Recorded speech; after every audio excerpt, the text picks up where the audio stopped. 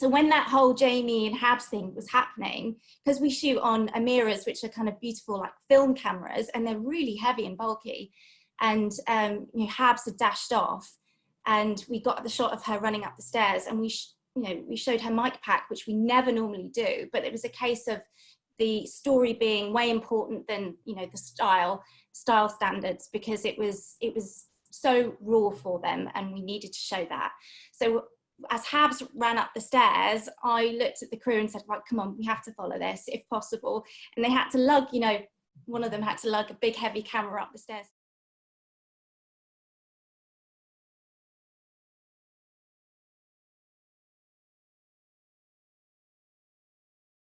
Hi everyone, my name is Kay and I work at Screen Skills. Welcome to our free online event. We're delighted you're all joining us for this masterclass today. We're very lucky to have Nazleen Karim, the exec producer, and Joe Street, the series producer of E4's hit series Made in Chelsea, with us today. And they're going to go behind the scenes and explore how they keep the series authentic. Briefly about Nazleen, she started her career at the BBC working on big entertainment shows such as Strictly and It Takes Two. And she then decided, after working on studio shows, to make her foray into self-shooting, and later became a director with programmes such as The Biggest Loser, Britain and Ireland's Next Top Model, Surprise, Surprise, and So You Think You Can Dance. Nasleen's passion for aesthetic, style and story also carried into the edit, where she headed up the post-production of shows such as The Only Way is Essex and E4's Body Fixers. After holding senior and exec roles on Big Brother, Gemma Collins, Diva España and Towie, Nazleen now oversees top long-running series Made in Chelsea, where she gets to indulge in her passion for storytelling and beautiful visuals. Joe Street has been working in the reality entertainment sector of TV for 13 years. He started his career working on shows such as The X Factor and Britain's Next Top Model, where his main roles were to support contributors before moving on to more story-based producing roles on shows such as Celebrity Big Brother, X on the Beach, and Naomi Campbell's The Face. Joe has worked on and off on Made in Chelsea since its very beginning in 2011, growing up alongside the cast. Made in Chelsea is a show that he loves to return to due to its unique storytelling and its ever-evolving dramas.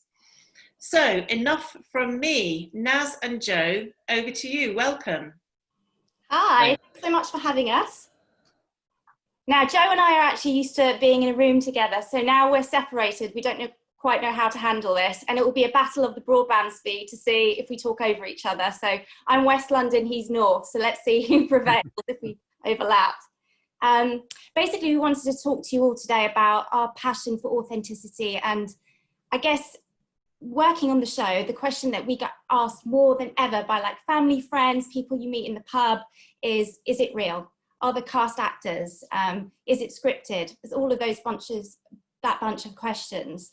And for us, that's like the biggest compliment, because obviously our cast live quite remarkable lives that engage people and are very dramatic, but also it's a frustration because our cast are also laying their lives bare, and it's sometimes at their most vulnerable moments. And we kind of felt, as program makers, we owe it to the viewer and to the cast to represent them as fairly as possible and actually showcase how real it is for them.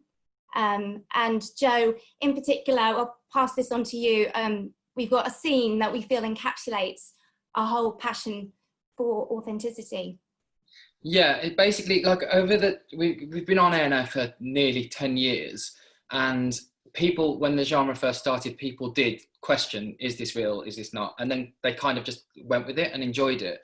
And more recently, with the emergence of lots of other reality shows like Chelsea are in question again. How real is it?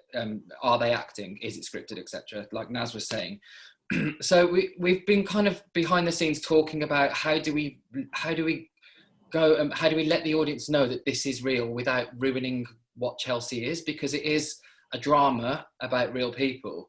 And so we obviously were coming up with different things. Do we do it behind the scenes, or do we do, like talking heads where the cast talk about how real it is, etc. And while we were coming up with those ideas, this next scene actually happened without any planning whatsoever. And what happened in the scene broke that fourth wall in quite a natural way. And it's a scene that was about a year ago, and it was Sam Thompson's return to Made in Chelsea, having had a little bit of a break. And what had happened, for a bit of context for you for this scene, what had happened in his break, Jamie Lang had got with his ex-girlfriend, Habs, and the way around Jamie going to tell him about it, he wasn't very upfront with him. And Sam like heard a little bit about it, but he officially knew about it when he watched Made in Chelsea. Filming that day was really, it was really intense. It was the hottest day of last year. So we were already thinking, God, it's going to be really hard for us to, physically film this. But we knew we had to get that moment on that day because Jamie was in the middle of a really busy Strictly schedule. And Sam and Jamie, I don't know how, it's a miracle that they didn't bump into each other in Chelsea, because everybody does all the time. But in those months that Jamie and Habs have been together, they didn't bump into each other once. They didn't see each other at a party or anything. So that was actually the first time they had come face to face during this entire fallout. And with Sam coming back onto the show and talking about Jamie and his scenes and things getting back to Jamie, Jamie was desperate to see Sam. And if we didn't do it on that day, then we could have missed that moment. We could have missed that moment and missed the drama, which we always try and capture. And it was that kind of moment for us where it's happened in the past where people have referred to the fourth wall, or they've referred to, things like Instagram or a scene that they filmed. And we've been able to get around it in a way because it's not necessarily important to feature that element, that bit of information. But this was Sam's whole argument. It was a huge deal for Sam that his best friend didn't tell him, about his current girlfriend, and he saw it on the TV. And it was when we watched that, when we went to the edit, our edit producer, Kat Fox, who has been working on the show for many years in many different roles, she felt it was very natural to keep it in to show us, thinking that Naz and I might decide to take it out. But, Naz, it's true, isn't it? We watched it and we instantly went, that's got to stay. Yeah, and it wasn't even like a self-indulgent, like, oh, this will be groundbreaking. It wasn't, it just felt that actually it was being fair, to keep that in the argument because it was so raw and it was Sam's justification. And also, like, why not have it? And we felt that it was time. I felt like over the years, the audience appetite had been changing. And although people love to escape in the world of Made in Chelsea, they do want to know that it's real and they do want to feel like it's authentic. And I think that point for many people crystallized that fact that, yeah, it is real for them. And you can see, like, Jamie didn't even ruffle his feathers that Sam sort of said that. He didn't like, oh, mate, you can't say that. They just carried on arguing because it was just so in the moment for them. And like, we just had to be very careful about it because, we've got the quote card at the start of the show. We were thinking, I think someone suggested, oh, should we put it as our quote at the beginning of the show? And we just thought, no, that would be kind of too self-indulgent. It was of the moment and we should treat it as such. And we felt pleased about the way we did it, and we chose another quote in the end. And and I actually, that kind of opened the floodgates for us in some respects, in a subtle way. You've got to be careful not to do it too often, because then it becomes a bit gaudy, really. So, but it just opened pathways for us. So after that, Jamie was involved in Strictly, even at that moment during that argument. He was dashing off to rehearsal, and we then just referred to him being on the show because it would have been silly not to, because Jamie is a real life person going through real life issues and he's going to be on other shows. So we just wanted to, I don't know, I guess honor like the viewers and then honor their sort of intelligence. And they read up about Jamie, so of course we're going to tell them everything that he does. Yeah, and when it's important to the narrative of the show, so Jamie going on Strictly, it would have affected the narrative. Had he, continued on Strictly, it would have affected the narrative of the show because he would have been spending a lot of time away from his girlfriend. So obviously we were setting that up by mentioning Strictly. And then when he had his injury, he couldn't really ignore his boot, and it was in all the press. So that's another way of, and again, Zara going on the X Factor, and then it caused a bit of an argument between her and Sam. So where we feel it's really important and really necessary, we will, go down that route. But for us, it was the first time officially that we broke that fourth wall, and it started that conversation about, oh, this is real, it is authentic. And then we started to look into other areas of the show. So like the shooting style of Chelsea it's so slick, and everybody, like, it's popular because of the way it looks as well as the drama and, you know, the amazing cast. And we were talking about how to change the shooting style but still stay loyal to the brand.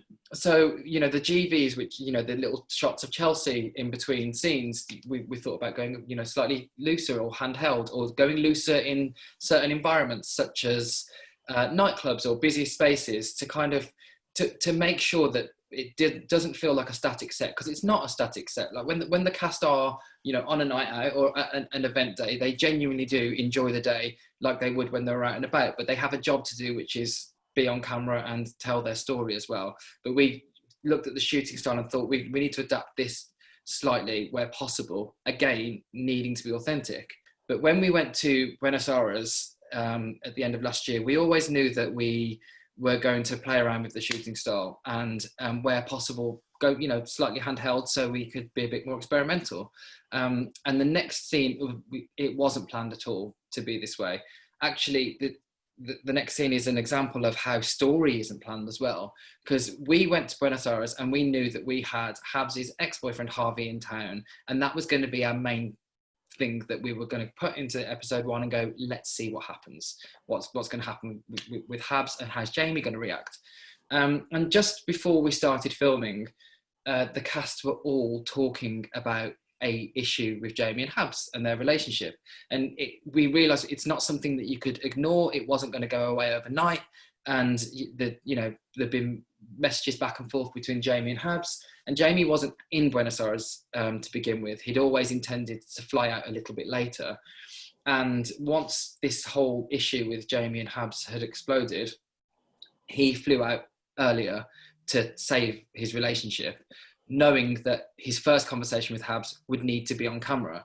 So we know that that's going to be a sensitive conversation, and we know it could get slightly heated because it's the first time they're seeing each other since they'd fallen out. And Jamie's oblivious to when Jamie comes into the scene, he was oblivious to the fact that Harvey was there, and he didn't quite know where Habs was going to go with him. So essentially that was quite thrilling to be part of, because we'd just spoken to the camera crew a few days before saying, look, we want this more fluid style, we want to loosen it up. And Buenos Aires is such an incredible bustling city, there's stuff happening on every street corner, and we wanted to capture that, because it's really important when you go away that you really feel that you're getting a taste of this culture and country. So we just had this, we had a chat with all the crew, and we sat down and say, listen, let's be even more inventive, don't try and sort of say, no, this isn't like the style, like try and experiment, nothing's wrong, as in you can't do a wrong thing. If it doesn't quite work out, it's fine. We just know not to do it, another time, the next time. We'll just moderate and keep on honing how we can make the style slightly different. And so when that whole Jamie and Habs thing was happening, because we shoot on Amiras, which are kind of beautiful like film cameras, and they're really heavy and bulky, and Habs had dashed off, and we got the shot of her running up the stairs, and we showed her mic pack, which we never normally do, but it was a case of the story being way important than the style standards, because it was so raw for them, and we needed to show that. So as Habs ran up the stairs, I looked at the crew and said, right, come on, we have to follow this if possible. And they had to lug, one of them had to lug a big heavy camera up the stairs to get that moment with Jamie and Habs. And, we experimented with jump cutting a little bit. We don't normally do it at all. But in that moment, it felt like, we could get away with it in a good way. And then when Jamie came down the stairs, that was the only scene that we had planned for. But we ended up getting this extra scene with his friend Alex Mitten, because Jamie was so angered and incensed and frustrated. And you can see Jamie's shot is overexposed, because we didn't have a time to put up a flag or a shade to kind of like shade him from the sun. And we just had to make that decision that actually, yeah, he's going to be overexposed, but the content we're getting in this extra scene, and here he's really sort of shouting at his best mate, which we haven't really seen before, that kind of trumped everything. And we thought that actually the viewers would be quite forgiving of that. And they totally were. I think they got this little Brucey bonus that none of us expected. And the cast actually, instead of feeling like it was intrusive, they felt that it was kind of electric, because they were just running on instinct, running on adrenaline, and so were we. And then after that scene had wrapped, we each went off with Jamie and Habs and spent a lot of time with them, because duty of care is so important to us. Because Joe and I always say we have two jobs, and one of them is to make a really good show, and the other one is to look after everyone and each other. And that's such a twofold role that we take really, really seriously. So, there was hours spent with, duty of care and sort of counselling afterwards. Not even counselling, it was just support and just making sure they're okay, and maybe just taking them out to dinner.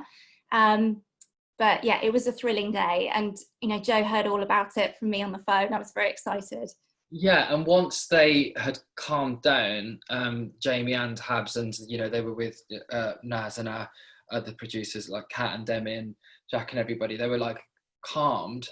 And then both of them in their separate places, their separate restaurants, turned around to the producers and they were like, the cameras came in the room, didn't they? That was really cool. Like, even when they were in that moment with themselves, they were like, oh my God, something really big's happening here. And then they went for their emotion. And then once they acknowledged it, they were like, do you think you'll use that? And we said to ourselves, who knows? Who knows what it's going to look like? But we'd rather have got that than not. And yeah, it's one of those things that we won't do it all the time. Sometimes we just have to admit we're going to lose things. We're not going to get everything on camera all the time, and that is a frustration for the audience, because sometimes they feel like they've missed something, but that's how real it is. We can't follow them around all the time, but in that moment we were in the house and we just went for it. And another way of keeping it authentic and keeping it real that we thought of this year, actually again just came to us, was basically looking at the show as more than just, and it has always been more than just a show about friendships and relationships, but that is the main thing that people tune in for. The drama comes from friendships and relationships. But Chelsea's always been quite well known for its like eccentricity with different stories. Like in series 1 started with Francis Ball having his portrait done, and that was kind of his story. And a character like, a cast member like Sophie Herman will say to us on the phone, oh, this week I'm going doing an event and I'm working on my brand, and I'm also thinking of doing something with blue paint. I really like the idea of painting myself blue, and just things, little moments like that where they're not actually big stories, and we go, hold on, we want to film this for us is real and it's in your life. So, and it's not just about friendships and relationships, so it's interesting to us. And the cast talk to us like that. We talk to them daily, and they tell us lots about themselves, and they don't necessarily come to us and go, here's my story, can I have this story? We go, this is a story. And as time has gone on, the show has evolved and our cast has evolved, and they are getting older and different things are affecting them. So it's not just about, going on a night out and having an argument with your friend. There are things happening in their lives, so like Ollie, Locke and Gareth are engaged and they're looking towards their future. And it was only one day when we were on the ground with them that it happened to just happen. There was a conversation where Ollie happened to say he wasn't sure if he wanted children in the future, but Gareth does. And we instantly were like, well, this is your story. This is what we want to follow with you. So that we start to follow things like that now more on the show. But we have to be sensitive to them. We want to do those kind of stories justice and not highlight them too much in an entertaining way. And the main story that came to us that has popped out most for the audience and has proven to be a very popular one is with Liv Bentley. Now, she told our producers a while ago about some issues she was having with her hair, so she wanted to wear a wig every now and again on location. But we didn't know what she meant by the issues with the hair, and we didn't want to, you know, delve into it too much. So she wore a wig a couple of times, and then she started to talk to us a little bit more about why she really wore the wig. And it turned out there was a history to it, and there was insecurity behind it. And when we first discussed this about putting this on the show, we were being very sensitive towards it. We didn't want to go, we're going to tell the story of, you know, somebody having insecurities and this will be great and, you know, we'll make it entertaining. We wanted to deal with it in a very sensitive way, and it had to be completely in her hands, how she wanted to do it, who she would talk to about it, who, you know, we would never put her in a scene with a cast member that she felt might laugh at the story and make a joke of it. And it was when we had planned this kind of like dinner party with the cast and said, do you want to just, you know, have a dinner? These are our favourite types of scenes where the cast just sit around the table and talk for a while, and then they break off into their own little stories. And Jamie felt like the perfect person for Liv to talk to about the issues she was having, her insecurities, because he had been through a similar thing. And they're both two cast members who've been on the show for a long time.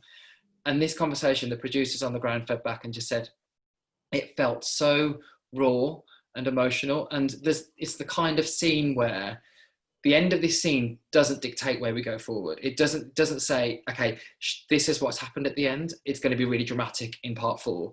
We just had to go with Liv and see, you know, let her open up and see where it was going to go. Love that scene so much. And full disclosure, I wasn't the exec on the show at the time. The amazing Kelly Lynn was.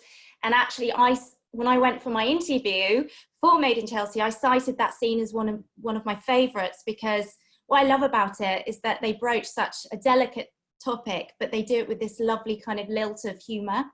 And it just felt so natural. And, you know, our cast, yes, they're posh. Some of them are trust fund babies, or they have, you know, unattainable lifestyles, but that doesn't make them unrelatable. And that's really important. That's what we always bear in mind. And similarly, you know, when Alex Mitten's mother passed away very sadly last year, you know, the topic of grief was also broached, but in a non-gratuitous way. It was just a scene that wasn't really, there was no sort of setup to the scene. There wasn't like a part 1 scene and then a part 2 scene. It just came out of nowhere in part 2. And because it was important for the viewers, because Alex is, you know, a much loved cast member, it was important for us to also go along on that journey with him and you know, realise that he's going through grief, and other viewers at home might be going through the same. And it was really important for him to kind of show that, you know, on screen, as it were, so he could help others, and also so he could be really true to himself. This is what he was going through. But yes, that alopecia scene I love so much. And in fact, when I took over, actually, I wanted to broach it again, because for Liv, alopecia isn't just like a one-day shoot, or, you know, like a 1-week shoot where you touch upon it on you know, 4 scenes. For her, it's an everyday thing that she battles. And so we delve into it again in series 18, and she actually, you know, worked alongside Cosmopolitan magazine, and she did this incredible article and photo shoot with other girls with alopecia. And actually, hats off to Liv, because she also went on Instagram to find these models to be part of her photo shoot. So again, you know, we're showing, or, you know, it's the demonstration of it being real, and it being real for the cast, because quite often you're seeing the fruits of their labour, or, you know, something that's really dear to them. And as you know, as everybody grows up and everybody gets older, things that are important to them, or things that, you know, bring out insecurities and everything, that, you know, they come to the forefront a lot more. And our cast they are brilliant at being very honest and coming forward and going, okay, this is what's happening in my life at the moment, and this is a problem. Jamie's very honest with us about being insecure about his hair, about you know growing up, and, you know, not being Peter Pan anymore, and all the rest of it. And, you know, where it feels appropriate, you know, we again always follow it. And that story opened, as Naz said, opened a lot of doors for Liv, and she still gets messages now from people just saying, you know, that she's a role model, and she doesn't quite know what to do with it, because she's not one for attention, but this kind of attention she's really enjoyed, because it means she can share her story with people, and putting that on the show was a really big thing for her, but it turned out to be really positive as well. So it was, you know, really good for her. You'd up a beautiful segue there, because it's all kind of parts of the big conversation. The big question that we always get asked is it scripted? And it's a bit of a misnomer. So way back in the day, like shows like Towie and Made in Chelsea, when they first started out, were known as scripted reality. But actually that's less and less the case. And now actually they're called non-scripted, because there is no element of scripting as such. So, you don't go in with your like scene one, Habs must enter, and other stage directions and various other kind of words that they must read off like a script. It's very much like a bullet point of like, well, they're going to talk about their friendship, and then here we need to talk about the argument they had the last night. And it's more like a bullet point list for the producers rather than a script. And what's amazing about our cast is they've got this real knack, which is so hard to do, is that they keep their conversations for camera. So if they know that, look, if I fall out with my best friend, I'll probably want to try and call her straight away to smooth things over, and and not have to deal with that hanging over me. But our cast don't do that necessarily. They wait, because they want the conversation to be as authentic as possible. So it's such a hard thing to do, and actually I can't applaud them enough. And people perhaps don't realize that they have to do that. They have to hold off having these quite sometimes painful or funny or awkward or uncomfortable conversations with their nearest and dearest or their arch enemies, just so it's as real as possible for camera. And they like to do that, because if they've already had the conversation off camera, well, they wouldn't get away with it on our watch. But if they've already had the conversation, they know it's just not going to be like a really bad job, like a really bad version of what the conversation could be. And they want to, I don't know, they want to honor it as best they can, don't they, Joe? And yeah, and they know what's going to be a big moment. That if they're telling somebody for the first time that they're in love with them or they want to break up with them, they, without sounding cold-hearted, they know that is a moment for the show. And we have an incredible story team who work around the clock, Demi and Rory, who have to react to what has happened on camera and sometimes off camera. Like in those moments I was saying before about we sometimes lose a moment because if it's a couple and they live together, they're not going to not talk about their issues all night and just sit and watch the TV and completely ignore it. So the next day we get a phone call to say, for example, Sam and Zara, Sam and I spoke about this last night, da, da, da, da, da. So we sometimes have to come to a scene and talk about what we missed. But our story team, they aren't there, as Naz said, they're not there to script it. They're there to go, okay, here's the story, what's happened on camera and off camera. Here's how we should move forward with it. And again, it is in our cast's hands all the time. We can't tell the cast, you have to go on a date with this person, or you have to make friends with this person. It's down to them. And the next scene is from our last series, and it's part of this big story that kind of, it also ended the series. Tiffany Watson came back to the show. She's Sam's ex-girlfriend, and Sam is currently dating Zara. So when Tiffany came back, it brought up a lot of emotion for Sam, Zara, and Tiff. And Sam was very close to Tiff's family when he was going out with Tiff, especially her dad, Clive, and that was something that we followed on camera as well. Sam received a message from Tiff to say, I'm going for a drink with my dad, which was going to be filmed. And he'd like to see you, would you like to come? So he had that message, and this is a scene where he's telling his mates Mitten and Reza about that message and whether or not he wants to go. Now, it wasn't until we were mid-scene that Sam had said on camera, I need to ask Zara, maybe I should call her, because obviously that him deciding he wanted to tell Zara is a big thing, because he may have decided not to. And we would have followed whatever avenue. So we, in this moment, we had to stop cameras anyway for a tape change and quickly sort things out. And obviously Sam was going to call Zara. We didn't want Zara to know, we didn't want Zara to go on camera having a private phone call, not knowing it was being recorded. So we just, dropped Zara a line saying, hey, Sam's going to call. Are you okay for this to be on camera? And she's, she's fine with it. So we went back on camera, and Sam did played it out completely. That clip always makes me giggle, because it's just so, of course you'll be in a bath and absolutely livid. And I actually got a call, it was quite late that shoot, and I got a call saying, look, Sam wants to give Zara a call? Is that all right? Because it wasn't planned for, and we just said, you know, absolutely go for it. But I remember making a point saying, please don't put it on loudspeak, because that felt really, that's not what you would do with your mates. You would speak, you know, normally on the phone. And I quite like that the audio is a little bit garbled, and how, you know, you're just kind of making out Zara just on Sam's radio mic, because that's real. And I mean, I just love the boys' reactions, like just trying to muffle their laughter and everything else. It was just, yeah, it's only such a small moment, but we thought we wanted to show it to you because it's just a little like domestic slice of life that we're always trying to include little bits like that, but it's never sort of planned for. It's you just come across one of those magic times, and it's just quite fun to run with it, isn't it? So one of those really exciting moments that when you're in our WhatsApp groups that we're, you know, constantly in when we're in the middle of filming, and one of the producers pops up and goes, this is what's happening at the moment. You so didn't expect it to happen that you get really excited about it. And then coming into work the next day is really exciting because this really, you know, great scene happened the night before and Zara reacted in a certain way. So we know that that day our priority is we're going to follow Sam and Zara, and, you know, the aftermath of that phone call. And Tiff went for the drink with her dad, as planned on camera.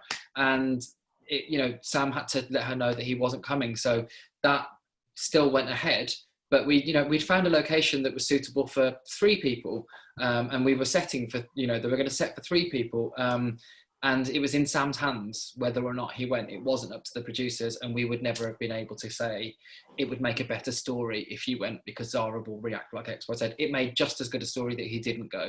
So it's one of those things where you can't predict what's going to happen. And we're staying with that story.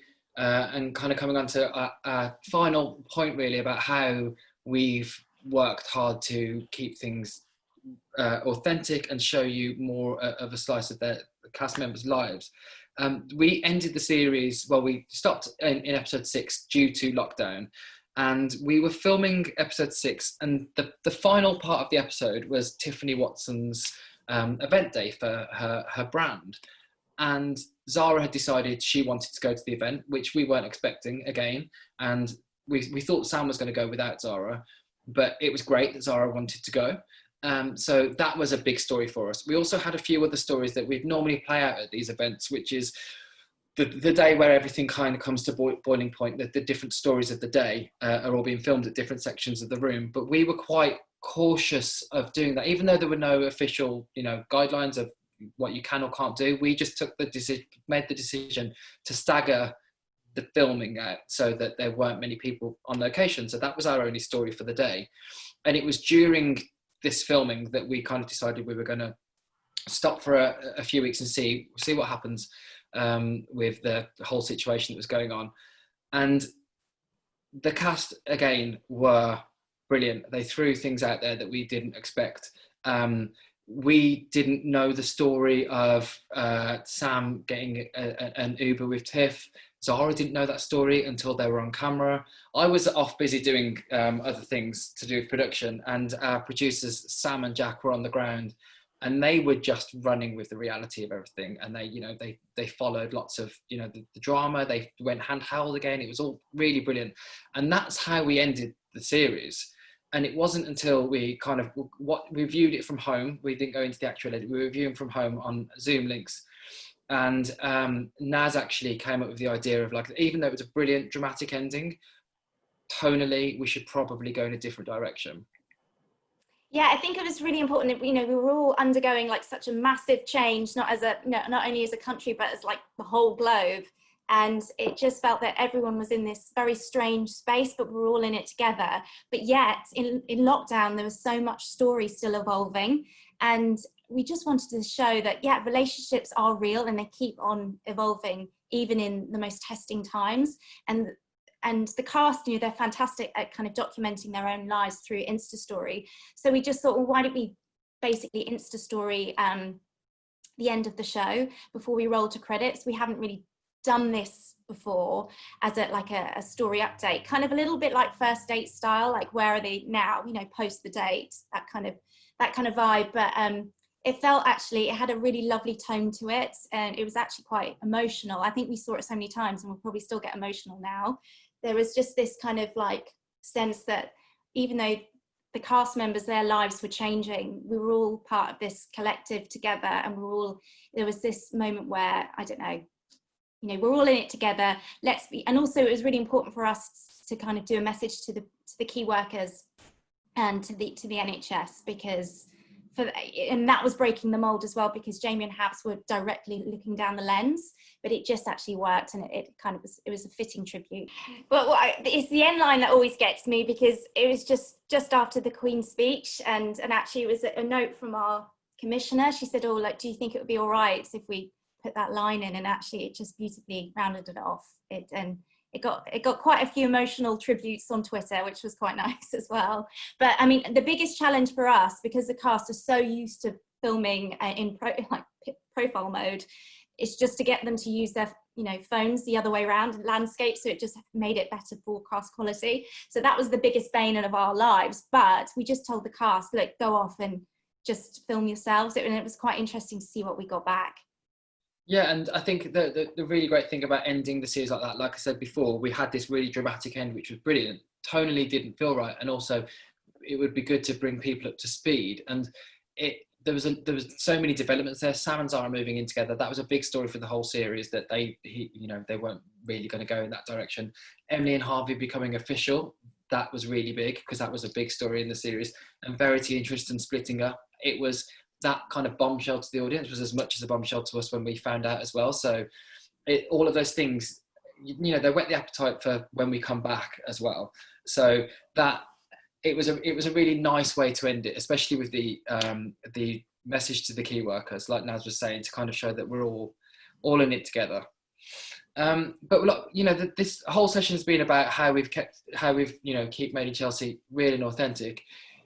We don't feel like we need to really, really prove to people that it is real, because it is. If we would script some much more like dramatic and sensational moments, for actors. These people, they're going through their relationships and friendships and their dramas, and they bring it to camera, and we're really lucky to have them, and we're really lucky to have been on air for so long. And what we will continue to do is just to experiment with how to play with the format a little bit more, to remind people of the authenticity of it. But in terms of like the reality of it, you kind of just have to go on their Insta stories and see their friendships, see what we wake up to when we go on Instagram in the morning, and realise we've got a new story to chase, or a new breakup to go with. But yeah, so moving forward, we've got an exciting, time ahead. We're working, under guidelines, and bring the series back soon to you. And next year we are in our 10th year as well. So, good things to come for Chelsea. Thanks so much, guys. That was incredible. Yeah, I mean, nearly 10 years, and it has an enduring appeal, doesn't it? Yeah, it's still it's still as exciting to work on nearly 10 years later. Let me just take a couple of questions. So, in terms of the casting, how easy is it to cast for new people? It's clearly a tight-knit group of friends, so introducing new people into the mix, is that quite easy? How does it work with the casting new people? It's not actually an easy job to do, because when we first found the original cast, they weren't very forthcoming with who they had, who was in their lives, because they didn't really know what was of interest to us in television. They just lived their lives and they had their friends. And it was only when they dropped certain names, like, the name Kagi got dropped one day, and we were like, who's Kagi? And, so that's how we cast the show, really. We go via we have a casting producer, but that person's mainly speaking to our cast about who is in their lives, who they're dating, new friends that they've met. And we kind of go from there, really, and speak to those people. And it's an organic process. When the time feels right, when there's a space, or when the story feels organic, we bring people in, because we don't want new people to get lost amongst like the pre-existing stories that are already happening. And it kind of needs to feel like it's not like, Big Brother, where a new person's walked through the door to, be this sort of character. They just need to feel like they've always been in Chelsea, which they have, and they just happen to be, you know, now with our cast on camera. And sort of how easy is it to cast for people from diverse backgrounds? Is that something that you sort of actively look to do? I think with casting for, you know, people from BAME backgrounds, you know, both Joe and I are BAME, and quite a few members of the team are as well, and it's something that we're very passionate about. And that's why last series, you know, we talked to Miles, because I was really interested in showing that, you know, his heritage. His dad is half Caribbean, half Indian, and he's this incredible musician and artist. And I thought, God, why haven't we seen him before? Let's get him in and get him, you know, involved. And he was amazing at story as well, because he also whispers to Miles, you know, on the phone, kind of saying, oh, I think you should get together with your housemate Emily. So he actually had an impact on, you know, on story as well. But what I would say is that our casting process is ongoing.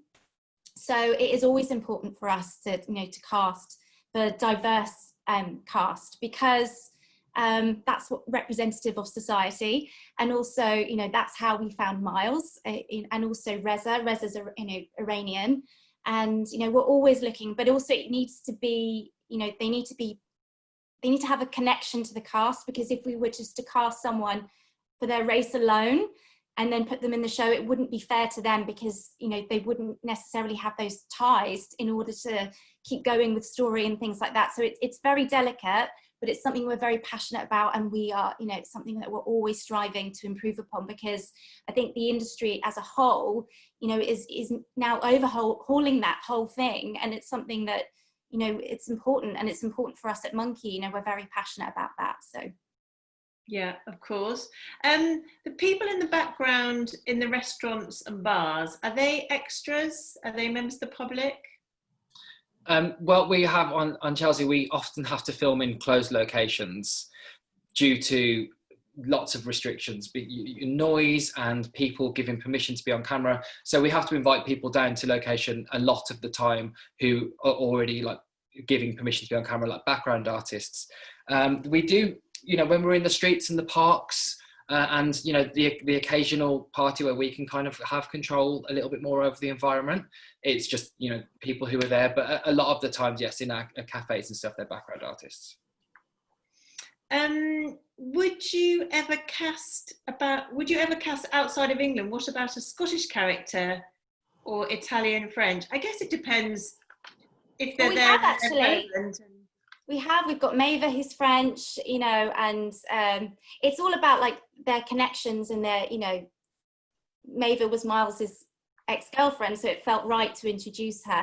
And, you know, we also look to introduce new characters as well, but it's always good when they have a launch pad of story or a connection to the cast, because that ensures their survival as it's such. But what I would say is watch this space, because, you know, we potentially have new cast on the horizon, so just keep your eyes peeled as to who they are, and you might be pleasantly surprised. Yeah, and whenever we've gone abroad as well with our series, whenever we've been to, you know, the different countries for our summer spin-offs or whatever, we've cast people locally, and they've ended up becoming main members of the show. Like Alec Alphas in New York ended up dating one of our cast members for 2 years and moving over here. So we are open to whoever works with story. And in the, you know, issue-led storylines, obviously you have that ongoing storyline of alopecia. Are there any other issue-led storylines that you might be looking at or developing? Yeah, I think as like I said before, as our cast are growing up, and as different things are happening in their lives, we're always interested in following what they would be happy bringing to camera, and however we could do it justice. As one of the things I mentioned earlier was Ollie looking forward to the future. We did a scene where he was throwing out all of his old clothes and modelling them for Binky, and that kind of sparked him to, you know, miss his 20s and have a little bit of not trepidation about moving forward, but just a little bit of like, oh God, what's going to happen in the future? And that's something we'd, you know, be interested in following. You know, a couple who are engaged, how they've navigated their way through this year, you know, with their engagement. They were supposed to be married by the end of the year. Who knows what's going to happen with that now? That is an ongoing issue. And anything else that the cast bring to us, we are more than happy to explore. We're nearly out of time, but I will just ask this question. Which storyline are you most proud of working on? Made in Chelsea's provided such amazing moments, especially the end of series 2 with Millie, Hugo, Rosie, and it's great to see those moments still create traction on social media. Oh, there are moments. I can't think of an exact story that I'm the most proud of, because there've been some like really brilliant ones, but there are just moments. That Millie Hugo one, that, you know, had that happened on stage where Millie did that, was absolutely brilliant. And I would say the more recent ones that I think we've been really proud of, Sam and Jamie's friendship is one of my favourite stories to follow, because it's so up and down. And that moment where Sam, you know, talked about Made in Chelsea, it just sparked a new era for us, I think. Naz, have you got one? Mine are just like the little, like I said, the domestic moments. So weirdly, like the Zara and the bath scenario, or the, you know, it's the little like conversations that you haven't planned for. I think there was also another one surrounding, it was actually, you know, Jamie and Alex were due to talk about Jamie being on Strictly, and Jamie just decided off the cuff to say, look, how are you doing? You know, getting over your, you know, like it must be really hard, you know, dealing with the loss of your mum. And then Alex admitted to how, you know, his sleeping had been affected, and how sometimes, you know, he wakes up, you know, in tears. And it was just such a gentle moment that we hadn't prepared for, but it was just so beautiful. And it was, again, a reminder that Alex is going through something real and very painful. And it took us all by surprise, but it was so beautifully done. And the boys very quickly after that kind of made it all very humorous again, because that's what they do. And it was important to actually not, when we finished the scene, not go out on like the big dramatic sort of somber moment, but actually to go out on the high in that they made a joke at the end, because that's what they do and that's what life is. And final question has just come in. How do you deal with all the tears and the emotions? I mean, you have sort of discussed that really throughout this. Yeah, it's a tough one, because, you know, TV producers don't just produce content on television. They also, when the cameras stop rolling, our job doesn't stop, as Naz said before. And we're not there to, you know, make people, help them with their decisions about should they dump somebody, or, you know, should they fall out with somebody. We're there to help comfort them and offer them to support. And when there are emotional moments, or when the cast are in need of you know, that kind of support, we're always on hand for them. And it feels like a second nature now. It doesn't feel like it's stressful. It doesn't feel like, you know, like it's too much of a job. And all we can kind of do really is make sure that we honour whatever emotion they're going through, or whatever you know, way they want to move forward. And we have to honour that really, and go with them, and make sure that, you know, if something really sensitive is going on with them, we're not just going to throw them into another dramatic scene so that we can get some really good television. It's like, okay, let's strip this back now and go with that emotion. That's the story now, that the cast member is, you know, feeling this kind of way. And be supportive. Well, listen, we're over time, actually. We're out of time. But Naz and Joe, thank you so much for sharing everything with us. That was fabulous. Thanks for your questions, guys, as well. Thank you. And I'm sure that the audience enjoyed it as much as well. And here's to another 10 years of Made in Chelsea. Thank you. Thanks a lot, everyone. Until the next time. Cheers. Bye. Bye.